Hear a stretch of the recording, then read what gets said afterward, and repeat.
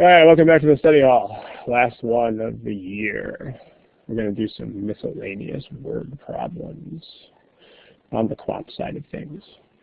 So again, the problems that are in this presentation are the property of GMAC, although they are all in the software that is approved for free distribution. So there's your copyright notice. Okay, let's do one. Okay, people are moving things, so whiteboard privilege is gone. All right, let's go ahead and do a problem. How about that one? Remember where your multiple choice answers are found. They are found right there underneath your name. Check it out.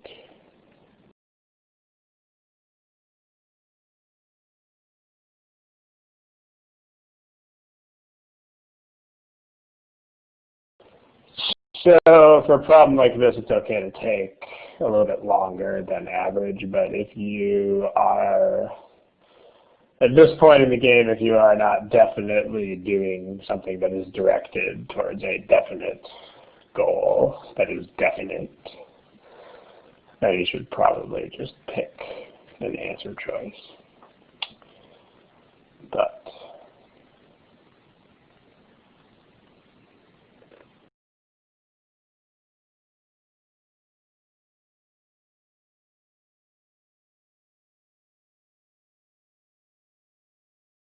yeah, I'm going to give you guys 20 or 30 more seconds to pick something here.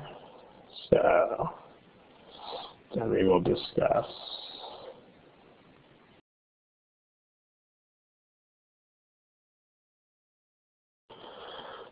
Okay, let's take a look. We are all over the place on this one. What's interesting, I don't normally show the distribution of answers that people pick because there's not much of a reason to show it, but here's the class choices. There's this weird spike at, this is actually not the right answer to the question, so that's what's interesting about it. But there was one point where there were 8 responses tallied and 6 of them were B. It's kind of strange, but yeah, it is not B, guys. I don't know what is the magnetic draw of choice B, but no, it's not B. But let's see how this works. So yeah, so obviously this is a very challenging problem.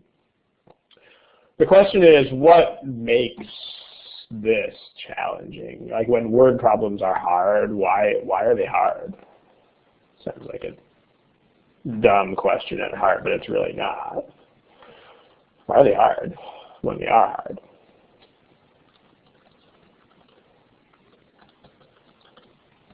What do you guys think? Ideas? Chat box. So when you say tricky, what do you mean by tricky? I mean, it's definitely something about translating the words, but when you say tricky, if you might mean one of many things when you say that. Because tricky sounds like it means that the writers of the problem are purposely writing the words in a way that foments confusion, which, if anybody is thinking that, by the way, that's definitely not a thing. Like one thing about this test, and the official problems at least, is that there is not any intentional trickiness in any of the problems. Like it's sometimes they have a lot of words that are sort of awkward, but that's, as we're going to see, that's an artifact of what happens when you try to put math into words. But just make sure that you realize that they're not purposely going out there like, ha, I'm going to trick the test taker. They don't do that. In fact, in just about every case, the problems are essentially always written in the most efficient way possible. And they're still weird, but it's not the fault of the test writers. The fault is in the whole sense of math written in paragraphs. So there's no tricks in the wording. Just make sure you're aware of that. I mean, because it is just kind of cumbersome. But the problem is this. The problem is math in paragraphs is inherently a problem, and there's not really a lot that you can do to make it less of a problem. Like thought experiment, if you follow a sports team, you're probably used to seeing tables of standings in the league. You know, wins column, losses column, and it's very easy to find a team in a table of standings and to see how your team is doing relative to other teams. Now take that same situation and imagine that the same information was in paragraphs. It wouldn't be any harder to understand, but it would take a lot longer. I mean, the information you would normally find in 2 or 3 seconds might take half a minute, which is about 10 times as long. And just that simple act of transmuting columns into paragraphs would literally make it like tenfold longer to understand the same stuff. So the paragraphs themselves are a problem.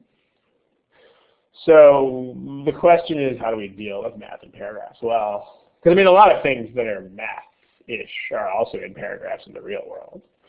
Like if you do taxes for some business, the tax code is written in paragraphs too. But what people do in the real world to make this easier for themselves is what people do to make this easier for themselves is they separate out the task of understanding the paragraph from the task of everything else. That's the key, is to separate 2 tasks, which are, number 1, get the stuff out of the paragraph, and number 2, do the math. You should separate these things. This is the point. And to this end, I mean, people do this a lot in the real world for various tasks. For example, people make spreadsheets for stuff. Probably everyone watching this session has made a spreadsheet at some point in his or her life. Genius observation of the day. When people make spreadsheets, the spreadsheets are empty at first. People don't make half a spreadsheet and then fill it in with stuff and then try to write formulas that involve the other half of the spreadsheet that's not there yet. People don't do that. But then the stuff that people do when there are word problems sort of resembles making like half a spreadsheet or not even making a spreadsheet and then just trying to like do stuff. It's a lot harder. So to this extent, what we want to do to make our lives easier here is we want to not do any math until we have everything pulled out of the paragraph. So that means we need to do 2 things.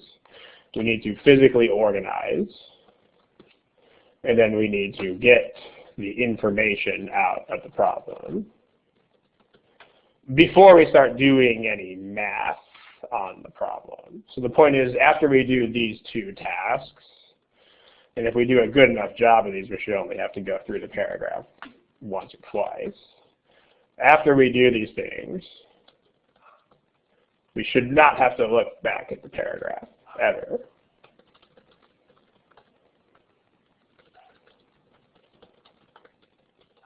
And that's a good sign of whether you are organized enough in your approach to this. Is after you do those red things, but before you do any math, in fact, before you even choose how you're going to do the math, you should have everything out of the paragraph already. Then, and only then, pick a strategy. Try it. If it doesn't work, try another strategy. That's the point there. So let's see how that works out here. So let's just get all this stuff out of the problem. And the more stuff there is in the problem, the more crucial it's going to be to do this. Because we basically had an entire class that was basically just guessing on this problem. So let's just take a look. Let's just go through and see what's in it. So physically organized, meaning a list, chart, whatever. I mean, if you're going to make an empty spreadsheet for something, then that means I just need to find all the things that are in the problem. So things that would be headings, of a chart or a list or a spreadsheet or a something. So let's just go through it and see what we have and just see how to organize it. It doesn't have to be any crazy ingenious organizational scheme. And I'm going to take these and make them a little bit less bulky. Okay, you'll see that same graphic that I just got rid of. It'll show back up on your screen in a second in a smaller size. Okay. All right, so let's do the physically organized thing. Let's just see what is going on in the problem, see what things are in it, and then just pull them out and put them in some sort of chart. See how that goes. Okay, so well, let's just go through the problem line by line, see what's in it. So this year, there's going to be an amount saved and an amount spent. So we got those. This year, he will save an amount. Notice that's an amount, not a fraction or anything like that. And then next year, so this is new, there's no income next year at all.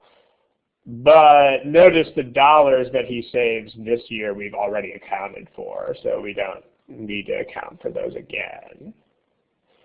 But available to spend next year is a new thing.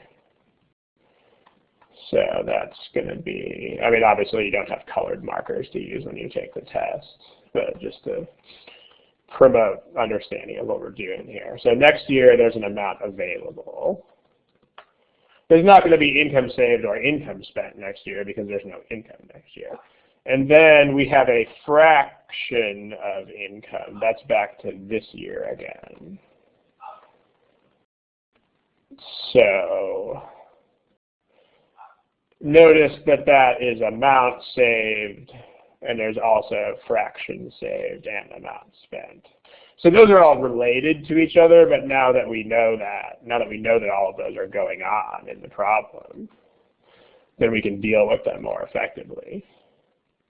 So if we were trying to do math at the same time as this, it would just get really crazy really fast. That's why when you guys are writing in the chat box, it's hard to translate into math terms.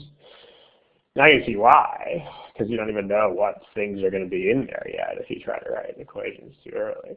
And then next year, the amount that he has available to spend, we already got that. This is not new. And then the amount that he spends this year is not new either. So there's really not that many things in the problem, now that we think about it. I mean, it looks really intimidating, but honestly, it's really not that bad. It's only terrible when you start trying to do math when you are 2 lines into it and you don't really know what's going on. Yeah, that's when it's bad. Okay, these are all the things that we have. So really, we don't need to be really fancy about this. There's really no way to even make things like rows and columns because we don't have any of the same quantities for this year or for next year. So I'm just going to make a list. Let's just do that. So this year, and we have income, total, we have a total income. We have a fraction saved. We have an amount spent. We have an amount saved. We have an amount spent. And then next year, we just have an amount available, and that's, in fact, that is all we have for next year, is an amount available. And that's it. All right, that's everything in the problem. It's kind of relieving to know that giant paragraph doesn't have anything else waiting for us, but this is everything. Okay. How about that? Now, what we do is we pull all the stuff out of the problem, including math relationships. So when we say get everything out of the problem, we're talking about 3 different kinds of things. we're talking about, I mean, if anything is an actual numerical value, then obviously, like if they said that he makes $50,000 this year. So nothing in this problem is a numerical value, but if you had any numerical values, then you would definitely want to get those out.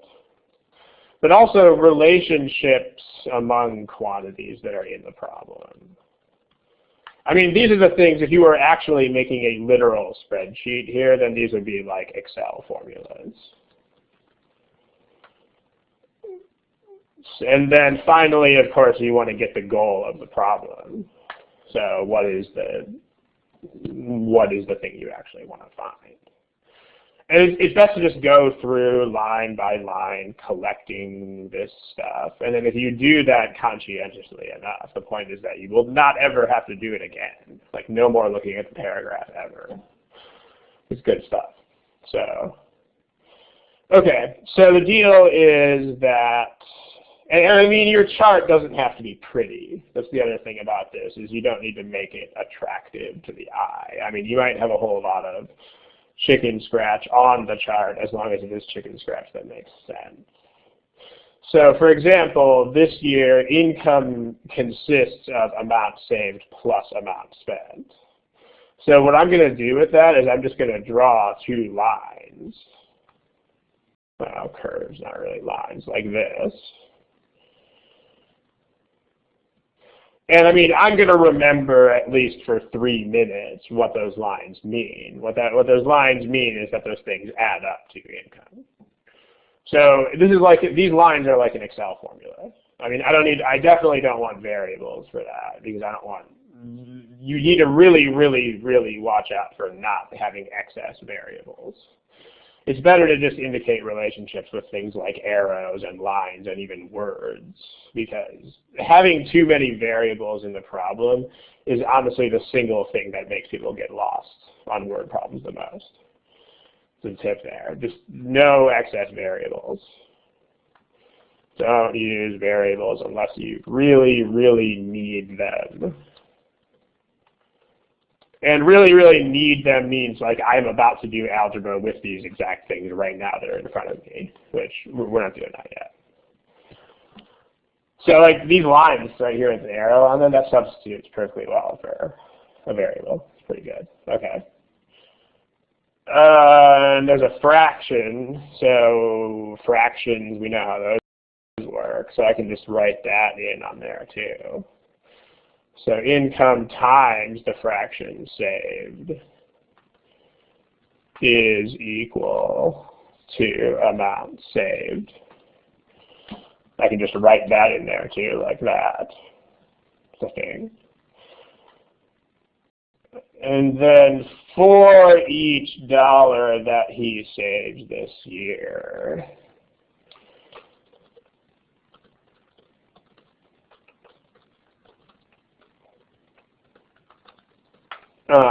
what does that mean?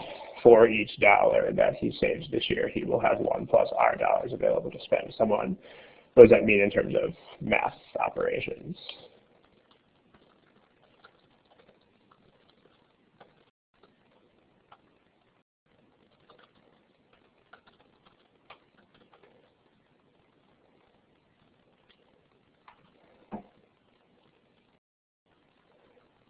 What does this mean for each? So you couldn't write 1 equals 1 plus R because that would just mean that R is 0. And it's probably pretty clear that R is not supposed to be 0. I mean, you could think about R being 0 as a smart number, as like a pick your own numbers kind of thing. But if you look at these choices, that's not a good choice. Because if R is 0, then A, B, and C are all the same, and D and E are the same. So if you let R be 0, you won't get a unique answer. But yeah, it means for every, that means that it's a ratio, right? Like if I say for every 2 men in the club there are 3 women, that means it's a ratio of 2 to 3. So for every $1 this year, 1 plus R is a ratio of 1 to 1 plus R, which means that you can just multiply this by 1 plus R. So if it was like for every $2, then you'd have to actually do a ratio, but for every $1, that means you just multiply by that amount. So I can draw another arrow with that relationship on it too. So if the money saved this year times 1 plus R along that arrow is going to be the amount that he has available next year. All right. I mean, again, this is not pretty. It's really not pretty at all, but it's functional. It does the job. Also, if I wanted to go the other way, I would just divide by 1 plus R, which I could figure that out, but it also might be worth writing down. If, okay. Hold on just a sec.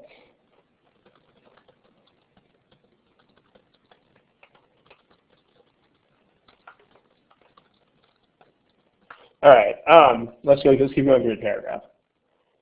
In terms of R, what fraction of his income, so that means this is the goal of the problem, so we should indicate that. So what fraction of his income is the question, so that means that this is the want.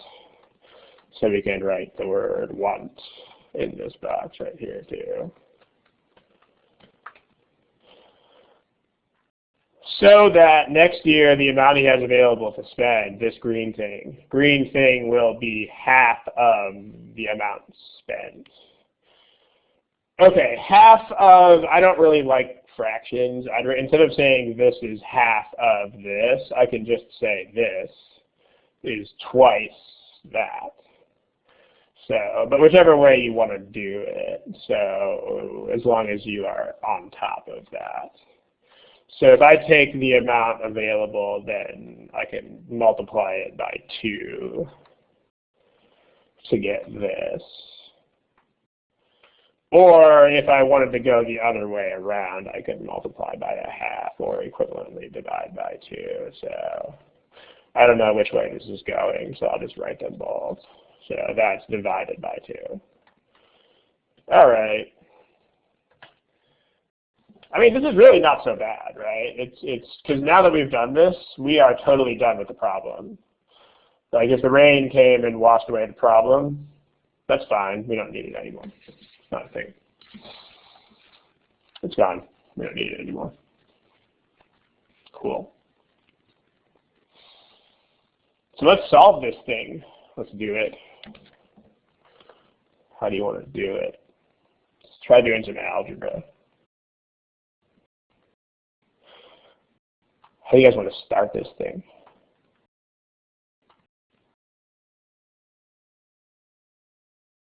Let's put something somewhere. Notice that the only variable that you really need is R. That might clue you in as far as like you might be able to pick things.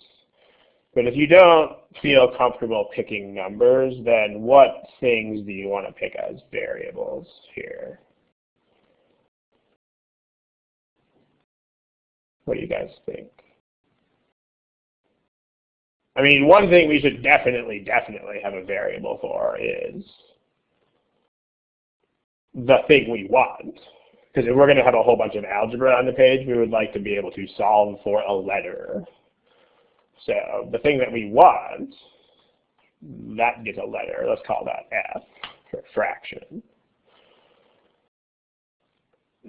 So then if you look at, see if you have all this laid out in front of you, you can see what you actually need and what you don't. Because if I have fraction and income, then if you look at this, what's going on, I mean, that times this is going to be this. And then this is going to be the leftover of that. So I won't need any new quantities for that. And then there's all these relationships among these last things. So if I need another variable at all, I can use one for the income. So let's do that. I mean, notice that theoretically, I shouldn't even need a variable here. I should be able to just pick a random number for this because there's no I in here. I mean, F is a thing, but I'm solving for F, so that's not accident choices. But if you don't want to think that hard, just call this I. Let's just do it. So then this is the income, and F is the fraction saved. So what's the amount saved? Well, you multiply those. So that's IF.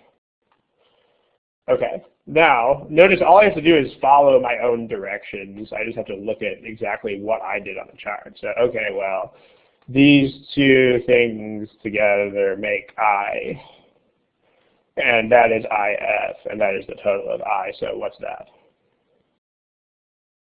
What goes in this column? It's the rest of the income.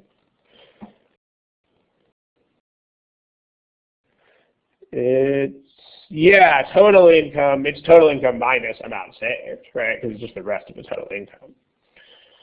It's, remember, it also has to be dollars, right? This is, if you think about units, it can't just be 1 over F, because F is not a number that has units. So it's dollars total minus dollars saved. So that's I times 1 minus F. The other way that you can figure that out, it's I minus IF. The other way you can figure this out is you can realize that if F is the fraction that you save, then 1 minus F is the fraction that you spend. So you can also express that as your income times that fraction. I mean, those are the same thing, but there's two ways of arriving at that. So, all right, now I just got to follow the arrows here. That's it. The amount saved is IF. If I multiply it by 1 plus R, I get the amount available. So let me just multiply by that by 1 plus R. And then the only thing that I haven't used yet is this relationship. That's not supposed to be opaque. The only thing I haven't used yet is this relationship that's right here. So I would rather use the one that doesn't make fractions, which is that one. So this thing times 2 has to equal this thing. So again, I just follow my own directions.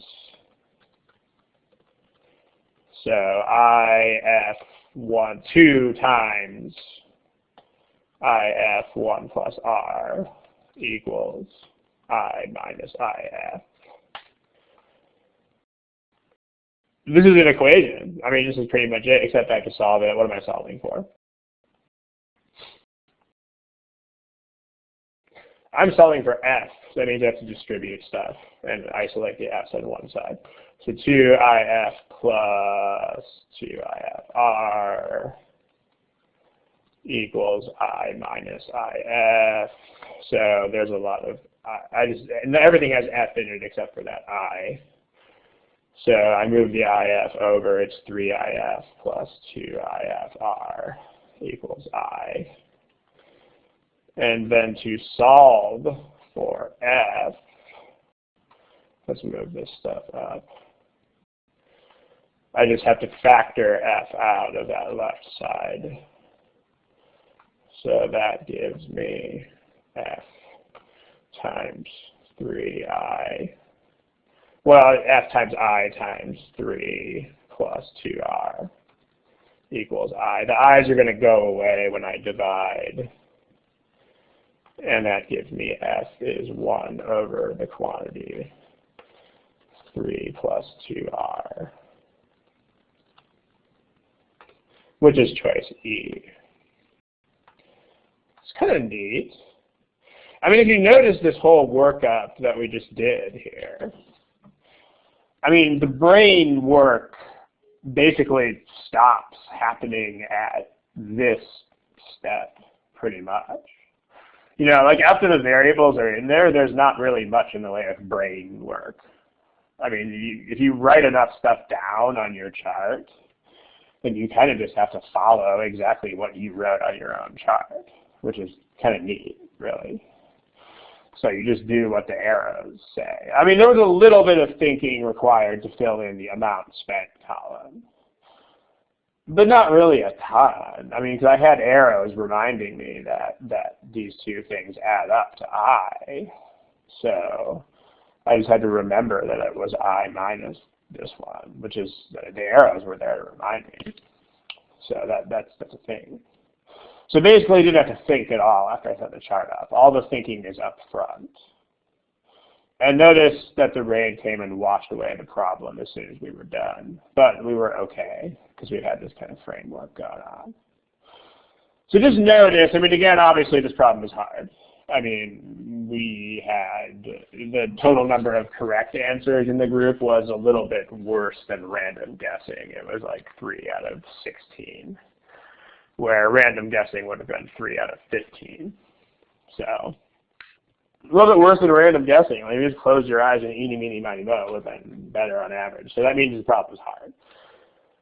But if you look at what makes this a hard problem, you might be surprised. It's just the organization aspect of it.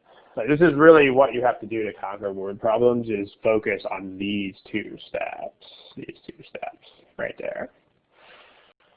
Because if you do these things conscientiously enough, really it's going to be like this problem where there's no brain work after that point, where you just have stuff written down on the chart and you just follow what it says and you do it. And notice, I mean, I have had people worry about things like this will take too much time. But first of all, not really. It doesn't really take that much time in the first place. You know, to make these columns doesn't take that long, 10, 20, 30 seconds.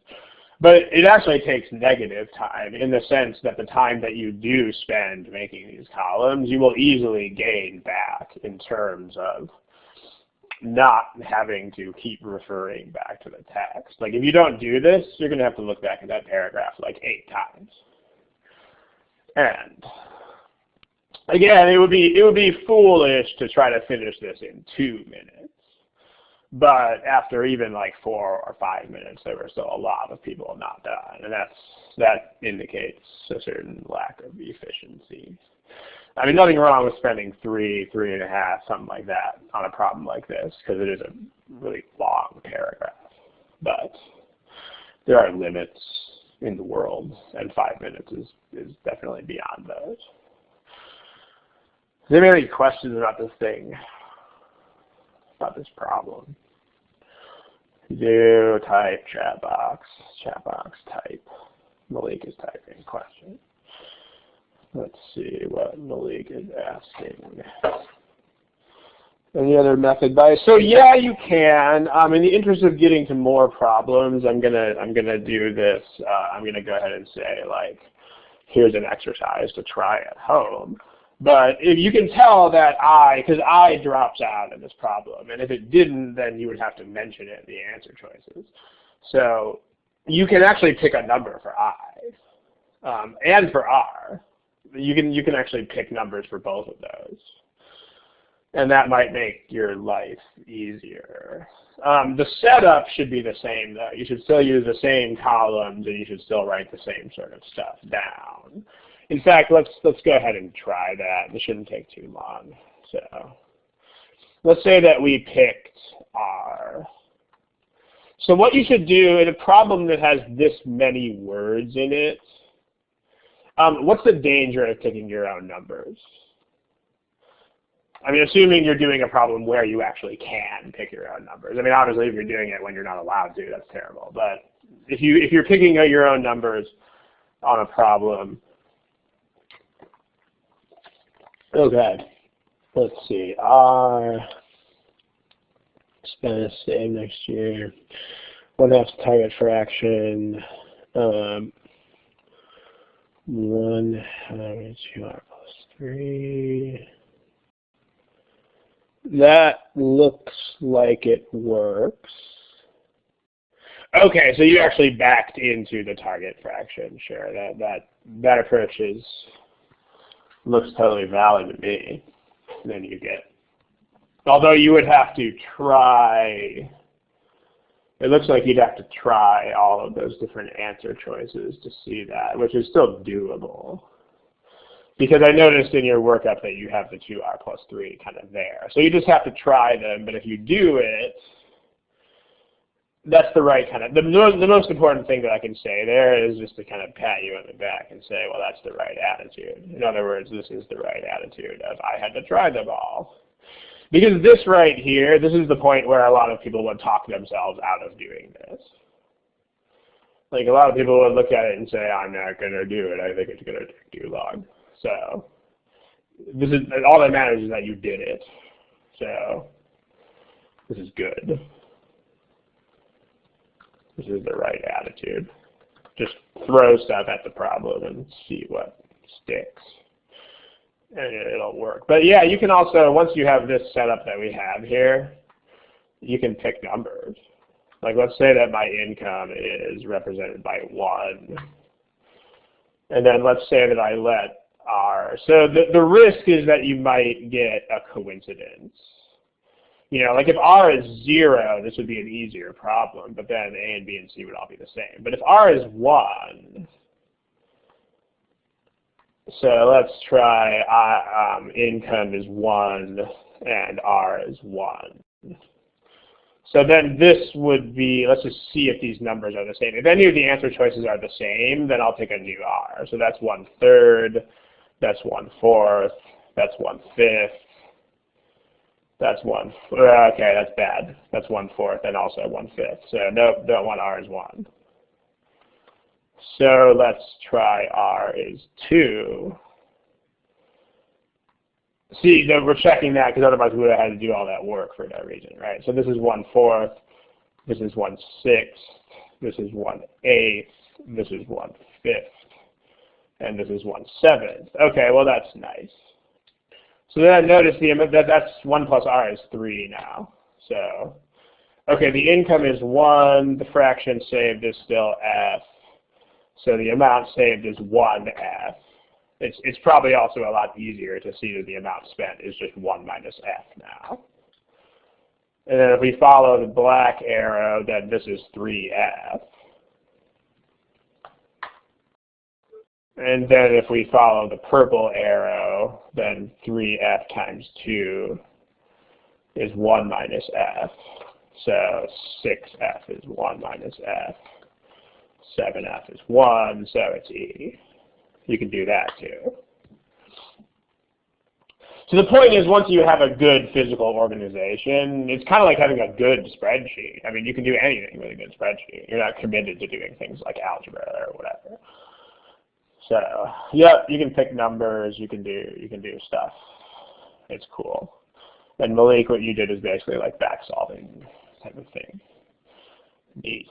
All right, so notice the value of doing all this organization work up front. And again, don't talk yourself out of it. That's where you lose this game. Yeah, don't do it. Okay, why don't we try this data sufficiency? Here's where you find multiple choice answers. Okay, data sufficiency. By the way, we do assume that you guys are familiar with the answer choices for data sufficiency. So if anybody doesn't know what they are, I can post them on the board, but we kind of assume a certain amount of familiarity there. Give it a shot.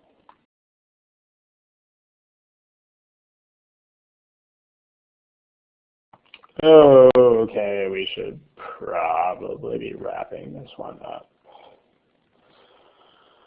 pretty soon. Again, if you're not from the United States, you might not have ever seen this before, but we have this guy called Smokey the Bear who reminds you that only you can prevent forest fires. Smokey the Bear also wants to remind you that only you can stop you from doing random work. Shouldn't do random steps, guys. This is really all that time management is, by the way. Time management is just understanding when you are not doing productive things and then stopping. That's all that time management is. You definitely don't have to be fast. Because believe me, if anyone is not fast, that person is me. I am not fast at any of this stuff, but I know why I'm doing what I'm doing when I'm doing it. And if I'm not doing something for a reason, I'm going to stop doing it. I mean, it honestly might be it might be one of the positive aspects of being a fundamentally lazy person is that I don't really do work unless I totally understand the purpose of it. So same thing with doing steps on these problems. You know, if something has no purpose, I'm not going to do it. but you should have the same attitude towards this stuff. Okay, let's take a look. We are kind of all over the place on this one again. Here's what you guys picked. So you probably realized that mostly realized that it was C or E, but let's just take a look. Let's organize, and then let's start. Again, we don't really need to think about it until we organize. Organizing should happen first. So let's organize. And let me put up that screenshot of things again. Of stuff that you need to be thinking about. Let's put that up there. This thing. Okay. So here's what we had to say about word problems. It's really big. Okay, let's resize that. It's not supposed to be that big. Okay, here's what we need to do when there's a word problem. Let's get this stuff out of the paragraph and let's do the math. I mean, in this case, the paragraph is not as intimidatingly huge. But we should also make sure that we indicate what the goal of the problem is. So what's the stuff in the paragraph? Well, we have these two kinds of books, but there are two aspects of them. There are the count number, and there's the cost. And that is all that is going on in the problem. So we have two kinds of books, and we have count number, and we have, so this seems like a good situation for rows and columns, because these things are for each of two kinds of books, right? So we have hardcover books, and we have paperback books, and we have count times cost number, count number times cost equals total money. All right, that's good enough, right? Also, we should make two copies of this chart, because why? Why should we make two copies of this chart?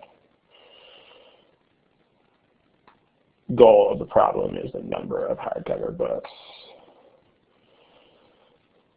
Why should we make two copies? Because.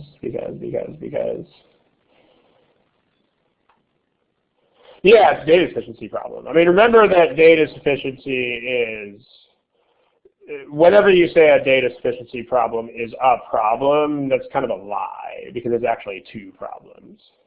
The statement 1 and statement 2 are different problems. I mean, they do happen to be asking the same question, but that's not really, it doesn't make them the same problem.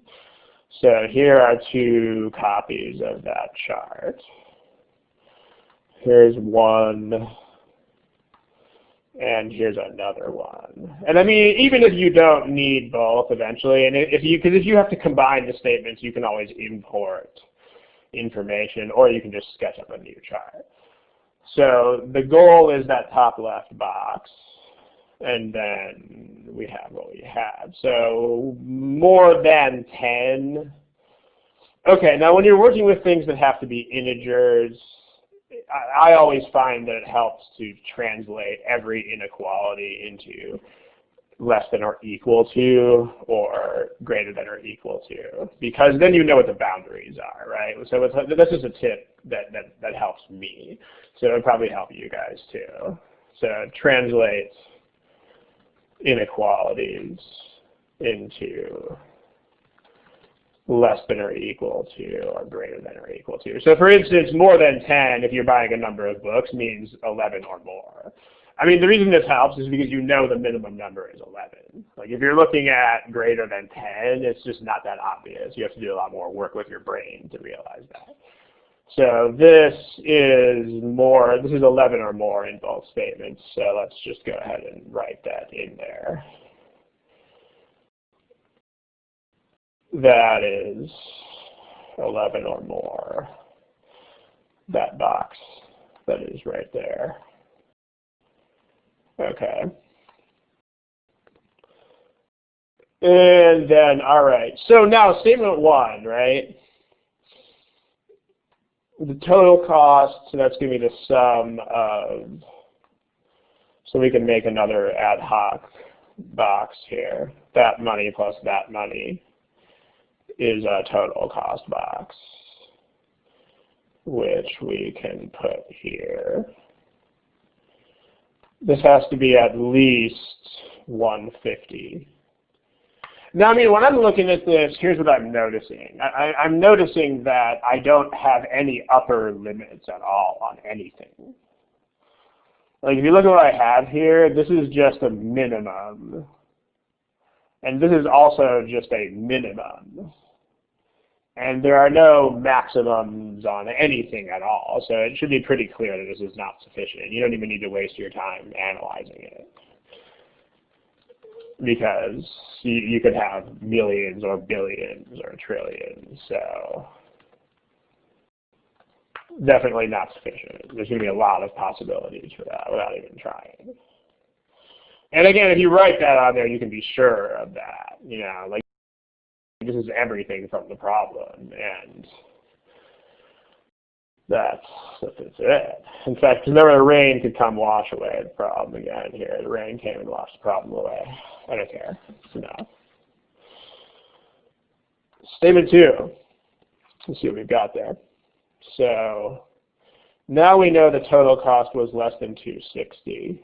So let's just again make this plus this is. No, the total cost, yeah, you're right. So I put that on there wrong. The total hard, yes. Thank you. That's this. So actually, you're right. All right, for statement 1, yeah, okay. So I was going, this is what happens when you go through things too fast. You make mistakes. This is why you don't go through things too fast. Thank you, guys. Yeah, but notice, Fran, you're right, although that's just my mistake, but I don't need to even care, because again, there's still no maximum of anything, right? This is still, so the reasoning of there is no maximum still stands. But thank you guys for being the due diligence police. Okay, so here's the total. This time this really is the total of all the books. This has to be less than 260. I mean, everything here is integers, so that means like 259 or less. Okay. All right, now I have a constraint to work within, so let's see if this does anything. But notice I have no constraint on hardcovers. So let's test cases. Remember, with data sufficiency, you basically have 2 options. Your options are to do textbook type methods or to test cases. In this case, textbook methods are not really going to work, because textbook methods don't work with whole numbers. Because algebra doesn't have any tools for distinguishing whether a number is a whole number or not. So that means that that's not going to work. And we're going to have to test cases. So let's test cases. Well, I mean, in the interest of staying under $260, I mean, let's just make these things really small numbers. So let's say that I have actually 11 paperback books, so that this is $88. Then, this is definitely going to be, if I make 1 hardcover book, then that's going to be $25, and 25 plus 88 is still a really small number. And if it's 2 hardcover books, then it's 50, and that's still small. So this is not sufficient. Okay. It can be, although they're not going to make that matter. Like, the GMAC problems are always written so that wording issues like that become non-issues.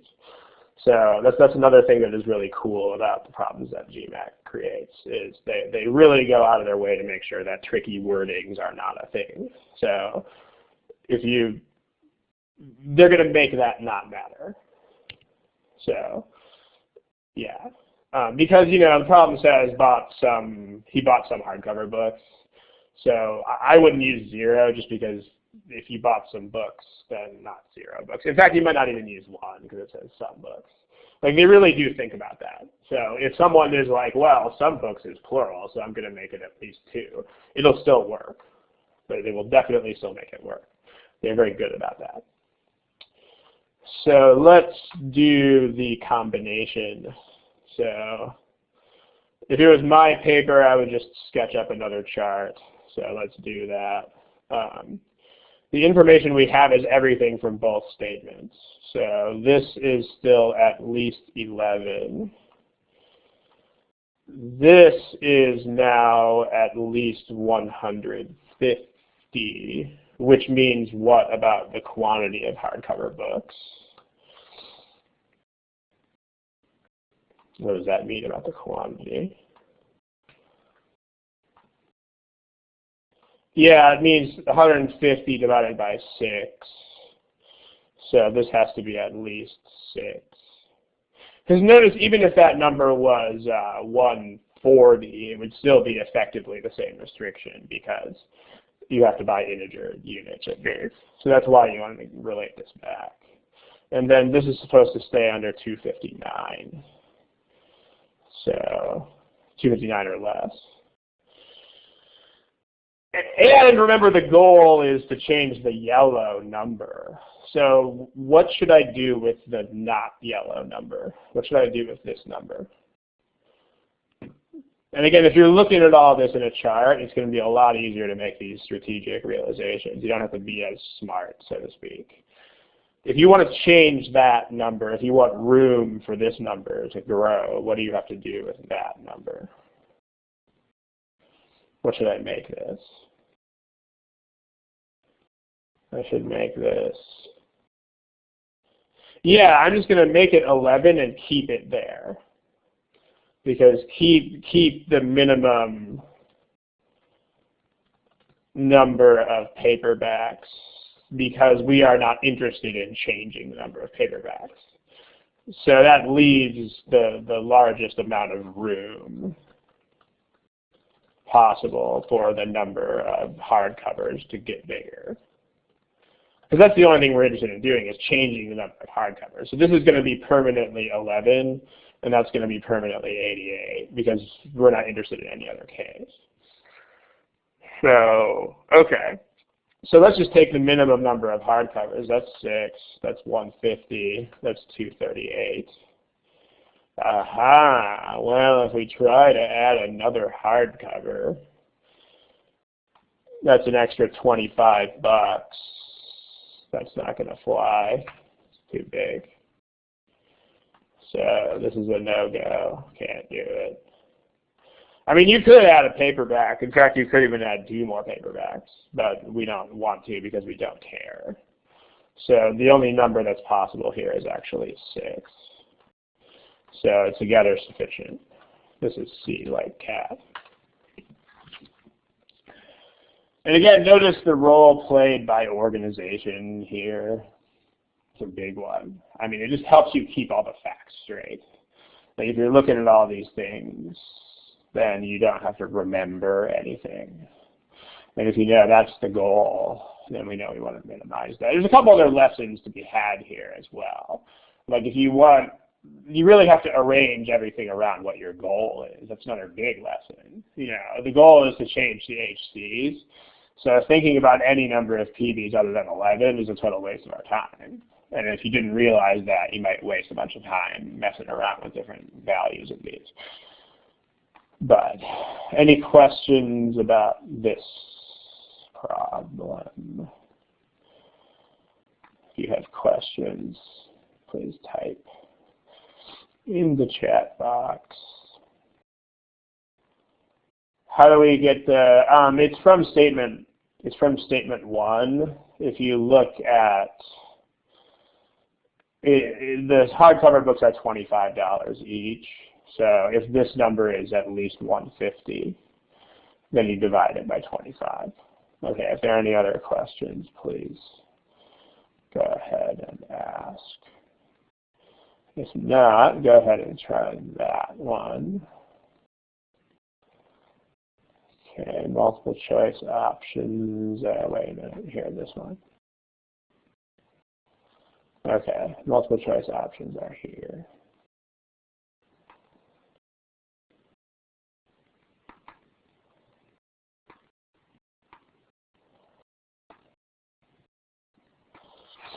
Give it a shot. It's data efficiency again.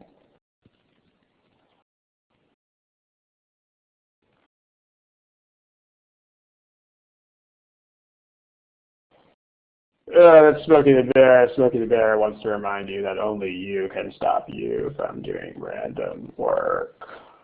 If you,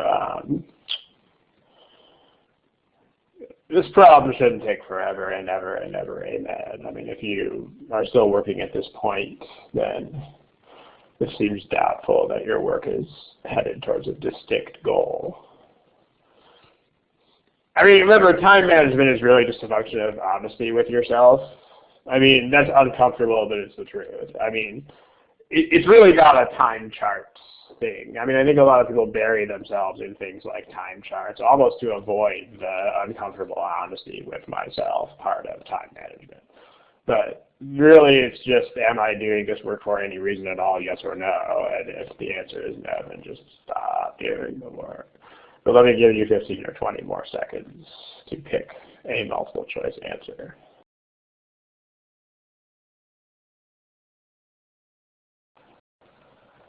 Okay, there's still quite a few of you who have not picked answers yet, but we need to move on with our lives here. Okay, so, I mean, this is sort of a weird way to calculate tips, but don't rush the interpretation part. I mean, so just first ask yourself what's in the problem. So the stuff that's in the problem, you have a bill amount, you have a tip amount, and actually that's really it. So let's make a very primitive chart. Okay, so bill amount, and then let's just say that the tip, okay. I'm going to make columns of the tens digit because it's a thing, the tens digit of the bill. And then so the tip amount. There's my chart. It's not a very pretty chart, that's a chart. And since I have two statements, I am just going to draw a line down the middle of that so that now I have two charts. How about that? So this is statement 1, and this is statement 2. And if I do have to combine them, I have some room there on the bottom. Now, when you have yes/no questions, we've also talked about this in other study halls. But when you do yes/no questions, let me see if I can pull. Yeah, we've talked about this in previous study halls. Let me give you the quick rundown. When you have yes/no data sufficiency problems, a lot of people don't like these just because they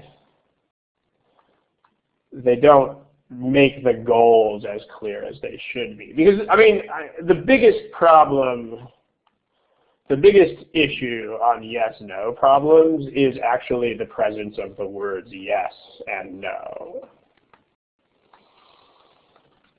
That's right. That's the problem.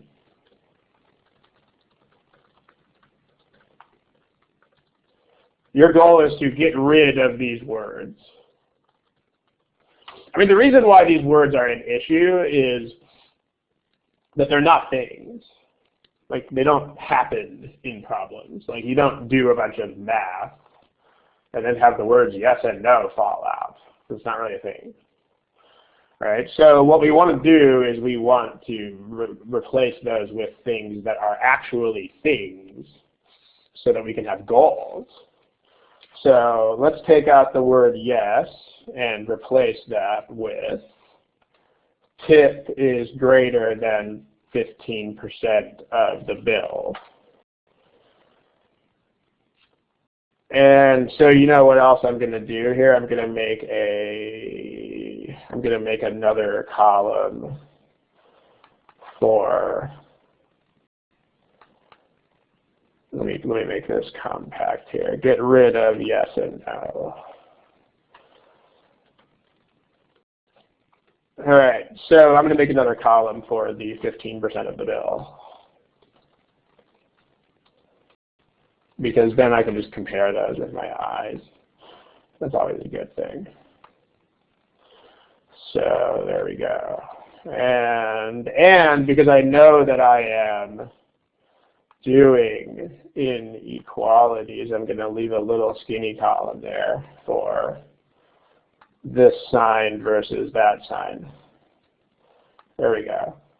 So the word no means that the tip is less than or equal to 15% of the bill. So there we go. Okay.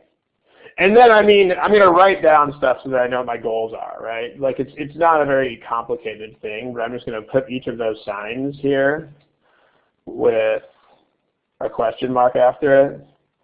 And then the point is, if I can circle both of those things, then I am not sufficient. And if I can cross one of them off and circle only the other one, then sufficient. This might seem stupid or overwrought or whatever, but the point is that doing these things will make your life a lot easier. Because suddenly you, at all times, you have goals that you can look at with your eyes. Really, I promise you, you might think this is overkill. But if you make this a habit, if you make a habit of actually writing these things, you'll find that the yes-no questions suddenly become a lot easier. Really, I promise you they will. Just give it a shot. If you make a habit of writing these for all yes-no problems, those problems will get easier. They won't really get easier, but they will certainly seem easier because the confusion will be abated. Okay, now, by the way, let's talk about making a habit of things. If you really want to make something that you are not doing into a habit, what kind of problems should you go do it on first? Where should you go practice something that you want to make a habit? What kind of problems?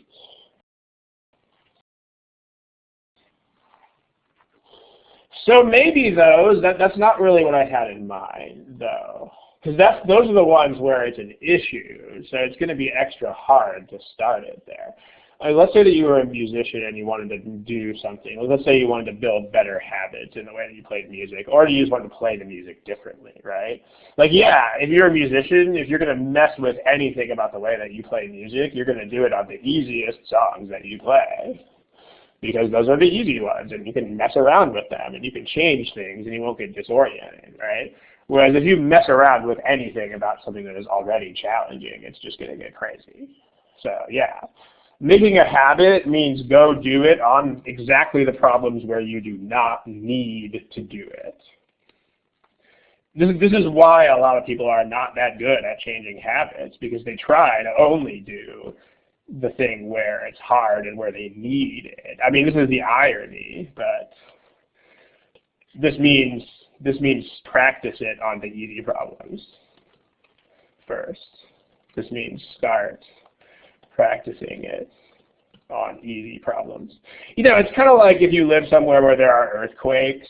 If you think about having an earthquake plan, you don't only practice your earthquake plan when the ground is shaking.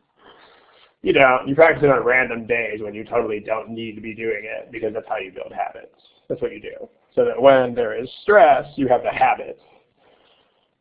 It's just a thing. So you should go back and do this kind of organization. And also, this kind of organization. You should go do this kind of stuff on problems where you do not have to do it at all. So that when you get to a crazy problem like this one, then this is a habit and you just do it and all of a sudden, whoa, this is not that hard anymore. That's the point. Okay, so statement one. This is everything that's going on in the problem, except for I only have to write this relationship if you double the tens digit. So that's what he does. Let's write that down. Tens digit times 2 is the tip amount. You know what? Those columns are next to each other. I don't even need to do that. I can just write it in line. So tens digit times 2 equals. There we go. That's cool. And then I don't need the paragraph anymore, and now the paragraph just annoys me. It's gone. I don't need to look at it anymore. Okay, well, so yeah, I mean, you don't have to do these statements in order. The statement 2 is, this is just 8. If this is 8, what does that mean about the tens digit?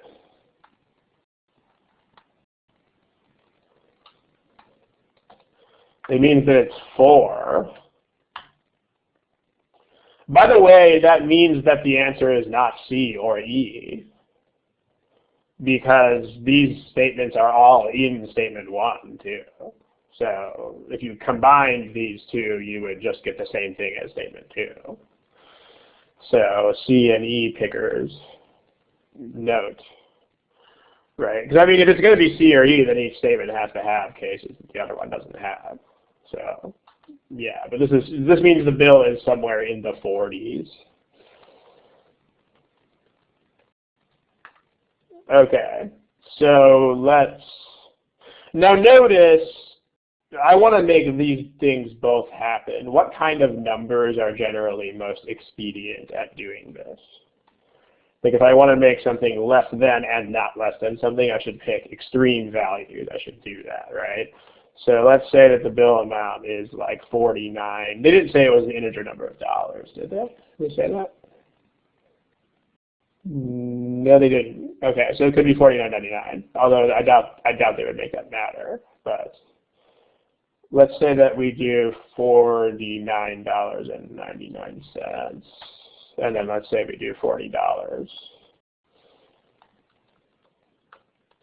Okay, if it's $40, then that's still 4, and that's still 8, and 15% of 40 is 6, and 8 is greater than 6.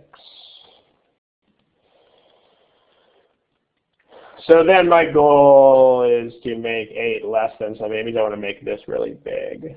So $49.99 is the biggest, right? So this is still 4, and this is still 8, but I'm just going to be lazy and take 15% of 50. So this is just going to be a tiny bit less than that.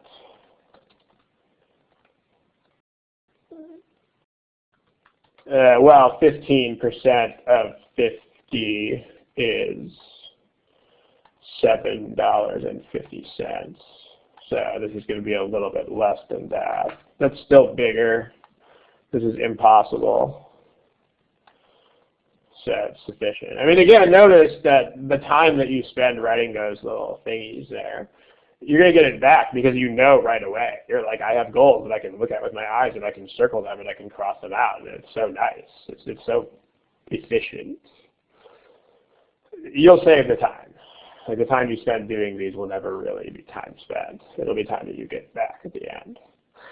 Okay, statement 2 is sufficient. Statement 1. So I know that, I mean, these cases are all in statement 1 as well. So I already have this circled because these numbers are already between 15 and 50. So what is my only goal in life at this point?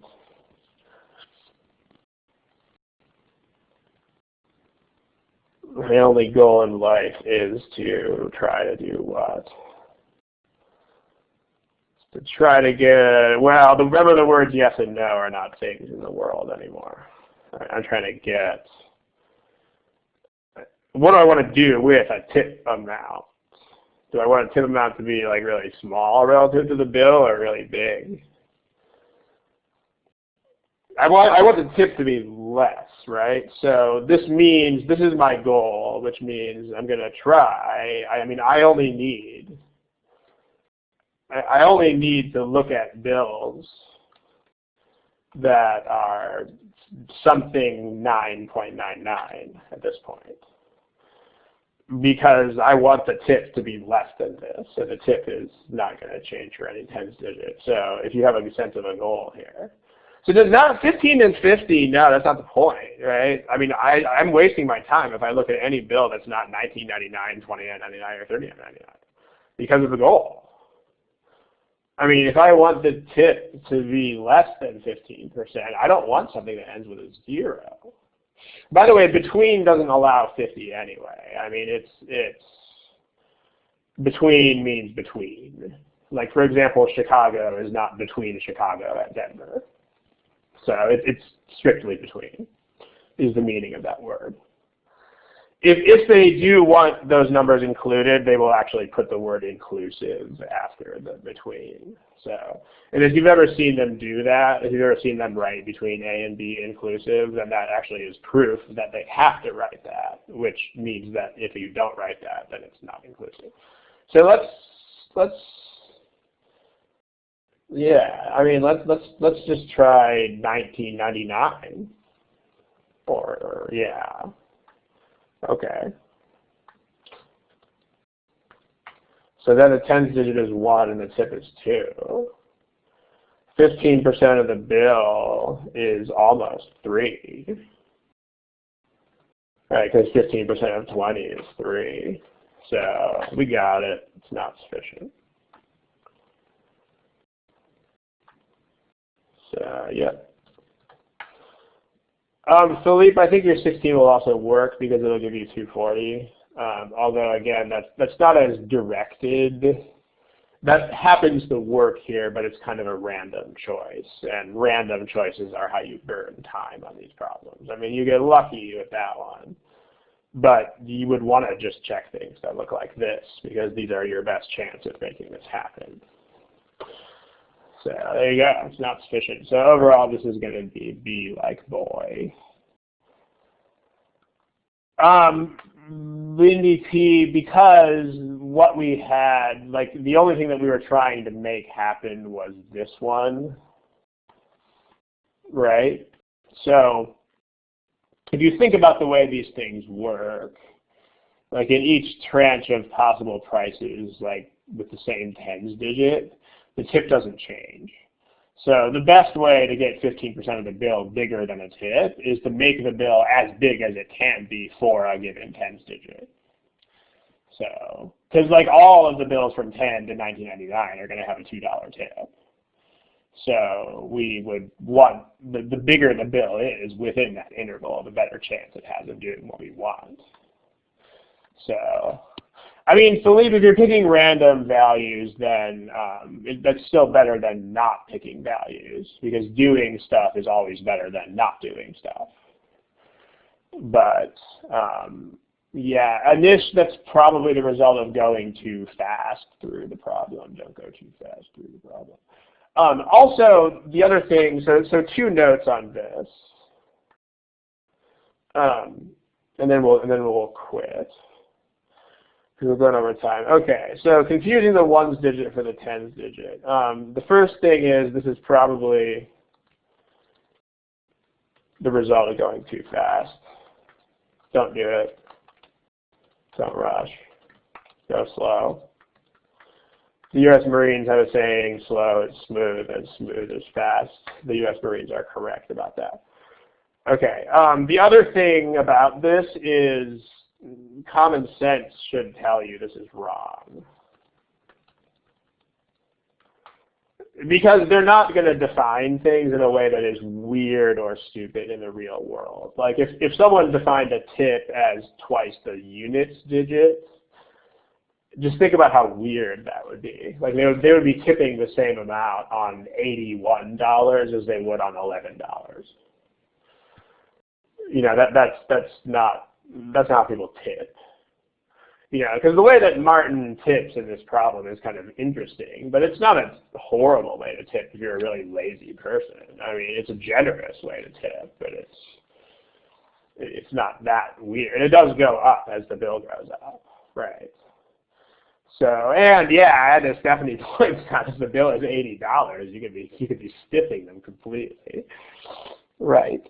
So, about sharing a link, I was not talking about sharing a link, but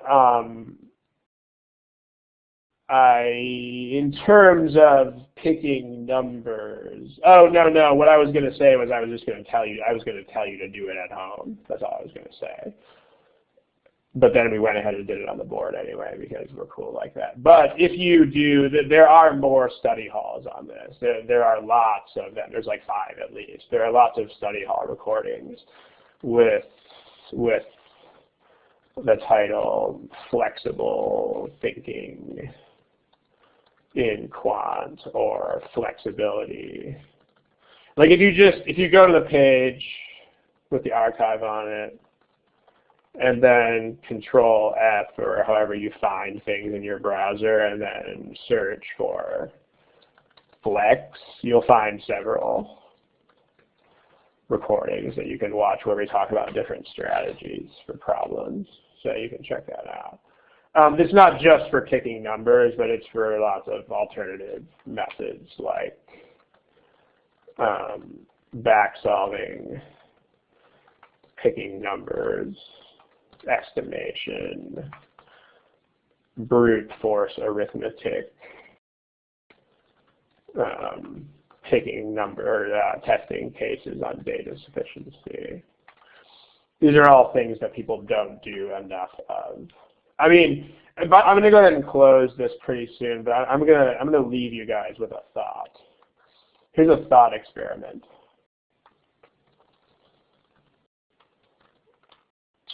You walk into the test. You walk into the GMAT administration. On your quant section, the multiple choice problems don't have multiple choices. They just have blanks. And you have to fill them in. But everyone else gets the multiple choices. How would you feel about this? And using your multiple choice answers, A is I'd be mad about this. B is I wouldn't care. How would you feel about this?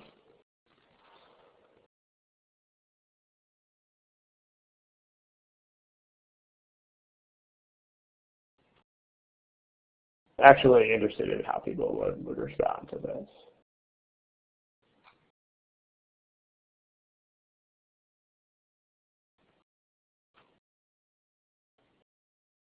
So you don't get the multiple choices, you just have to type the answer into a blank. But everyone else gets the multiple choices. How'd you feel about that? Okay, so most people are saying, wow, I would be really mad, right? I mean, there are a handful of people saying I wouldn't care, but for the most part, you should probably be really mad about that. Because, again, all these things, if you think about why you would be mad, this is the reason why you would be mad. And I mean, what's interesting is there are a lot of people who respond to this with I would be mad, but who don't use these things. I mean, this is the only reason why you would be mad. Because I mean, if all you did was algebra and textbook methods, you would never need the multiple choices in the first place. So if you're mad, these methods are why. Because this is the only advantage that the other people would have over you, is they would be able to do stuff like this. Not the testing cases part, but I mean, they would be able to do those 4 things. And the arithmetic. They would be able to do these 3 things, and you would not be able to do them. And that is actually a very big deal. I mean, these things, because of these methods, no, you never get partial credit. The other guys would have an advantage on almost half of all problems.